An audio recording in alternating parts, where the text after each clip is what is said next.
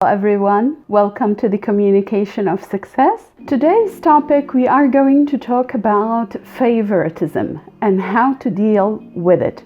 Favoritism in the workplace, it's a common issue, unfortunately, and oftentimes employees don't know how to handle it and how to deal with it. The pain or the frustration they feel from it impact the productivity of the workplace. So how are we going to address this issue? First, what's favoritism? Okay, everyone, we are here to meet and to discuss what are we going to do in our next projects. Any ideas? Yes, Allison. I think we should meet with the client to know what she wants. Let me think about it. Yes, Jeanette, meeting with the client is very important to determine our next step. That's an excellent idea. I think we should meet with the client. So as you saw from this previous example, that favoritism means that the manager will accept the opinion of one of his team members just because they said it. So that particular employee will have their ear. Unfortunately, the manager cannot see the contribution of other team members. That's one way of spotting or identifying favoritism.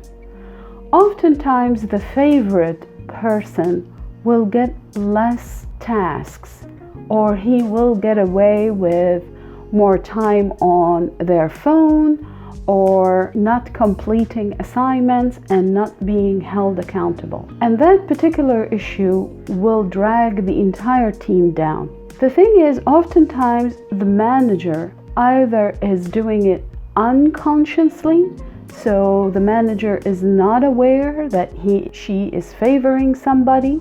The reason being is that they worked with this particular employee before, they trust them, they think that that particular employee has the best interest of the manager himself or herself or the company. So there is a prior trust that has been built with that particular employee. The other reason for favoritism is the manager and that employee, they share a background, came from one particular country, they share something in common. One other reason is that that particular employee is planning to provide the manager with insights on the rest of the team. Believe it or not, this issue is really common among organizations and among employees and managers. It stems from a lack of security. So the manager, the big boss, so to speak, is insecure. He feels intimidated by the team, by someone on the team, and they'd like to know more about them.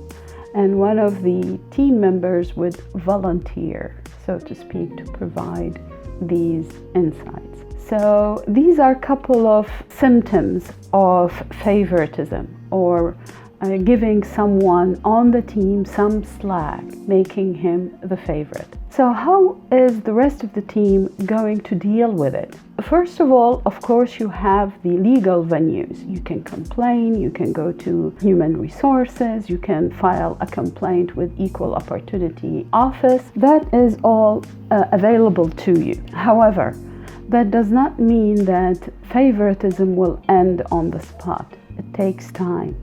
In the meantime, what are we going to do about it? Here's the first step.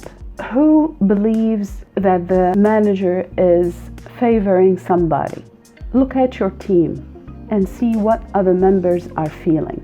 Reach out to them and get them to work with you as one team. You see, even though the manager has the authority, there is a team that he needs to manage. If the entire team is feeling a certain way, then the manager needs to accommodate.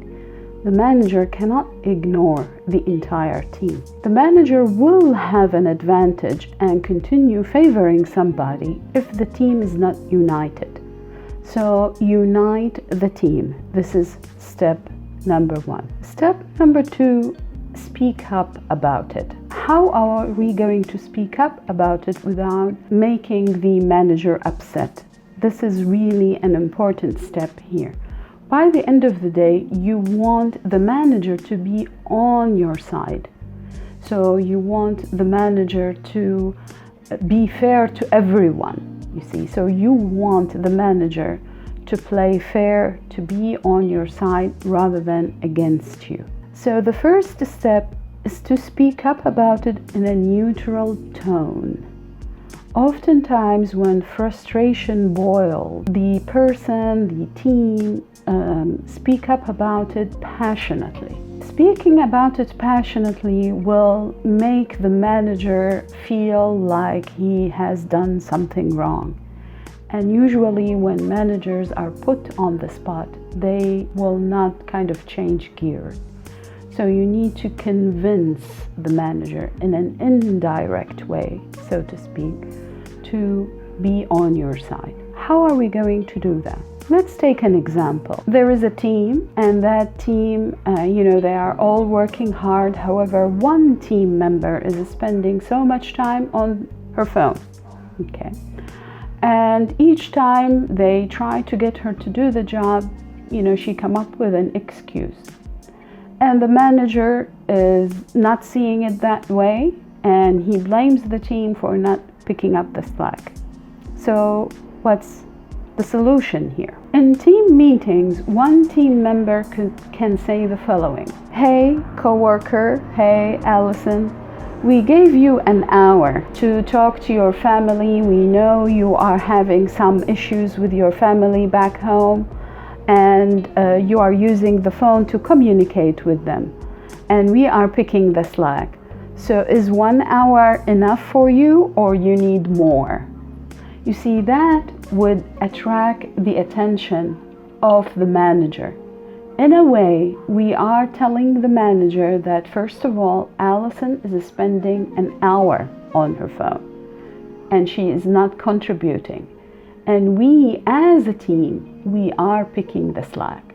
You see, so the way you use language to communicate is important. If you use it differently, if you tell the manager, "Oh, we'd like to complain, Allison is spending so much time on her phone, and she's not contributing," the manager will look at Allison and ask her, "Did you spend a lot of time?" "No." And the manager will believe her because he is favoring her for any particular reason. So the way you communicate is very important. It's also important to share this in a meeting where there are many people who can collaborate what you've said. So address it in public. However, be tactful about it. Always frame it as is without emotions. Once you get your emotions involved, then you lose the objective that you're trying to achieve. Always remember that you want the manager to be on your side. So provide the manager with the opportunity to come back to the team. That's the ultimate objective, so to speak. And again, when you bring up favoritism, bring it in a way that will kind of put the favorite person on the spot to elaborate. Once they elaborate, then, they kind of admitting that they are being treated differently than the rest of the team. So in the example that I gave regarding talking over the phone a lot without helping the team, the person will say, "Oh, I haven't been aware that I've been talking over the phone." Or if she says, "No, I have not been talking over the phone," then the rest of the team will say yes. You see, that's when unity comes into play. So make sure to elaborate or to communicate your plan with the rest of the team. One team member will lead, saying that they gave this favorite person the opportunity to talk over the phone, thinking that they have a family issue. The rest of the team will nod, will say, yes, we've noticed, and so on and so forth. So the first step is to unite the team. The second step is to bring the issue tactfully, with the objective that you want to engage the manager, to bring it to his attention or to her attention in a way that will make the manager come back to the team again. Last but not least, you have a third step here. Document. Oftentimes, we don't document favoritism for many reasons. One of them is we think documentation is time-consuming. It will be if you make it so, but it should not be that way. All you need is a post-it, and you say, on such and such date, such and such time, X person did this, the manager did that. You can also elaborate and say what you did, and I did that. You never know, you may decide that you are going to talk to human resources. You may think that you will file a complaint with the union, with the equal opportunity office, any venue that you have to file a complaint. Maybe things will be worse, hopefully not, but it can be. One way that things will get worse is that the manager will rate everyone less than the favorite person. That means you will get, for example, less pay, or you will not be given the bonus, things to that effect. So keep that in mind when you think about favoritism. Documentation is key. And all you have to do is to write it down on a piece of paper, saying it as is. You don't need, again, to elaborate unless you want to, which will make it time-consuming. But all you need is 3 lines.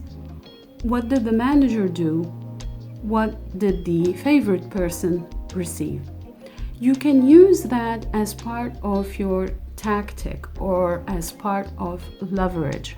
So, for example, you can say in meetings, in events, well, Alison, I've noticed that on such and such date, be precise, on such and such time, you've been on your phone for over an hour. I've noticed on such and such date, such and such time, you were not present on the job. You were away. And as a team leader, I didn't get your leave. Were you on the job and I missed you? You see, always offer a way out.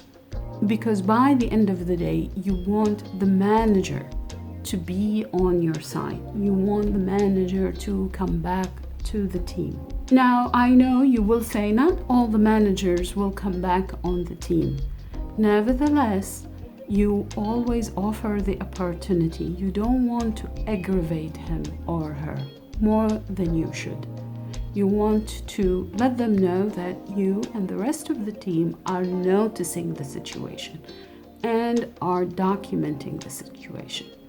So that will make the manager think twice. The manager will have 2 options. Either, tone it down, so to speak, or cut the favoritism. Or maybe you guys will go to file a complaint. So, the manager will weigh. So we need the manager to be in the position of weighing. And believe me, there is no manager who wants the situation to escalate. So, documenting and keeping track of it and mentioning it in meetings and events will get the manager to reconsider. I hope this video helped you. If so, please hit the like button. Share the video with someone who is experiencing favoritism and looking for a way out. If you have a question or comment, please feel free to put it at the comment section and I will get back to it and answer it. I always like to answer questions and interact on YouTube channel. Please subscribe to my channel so as I know I helped you today.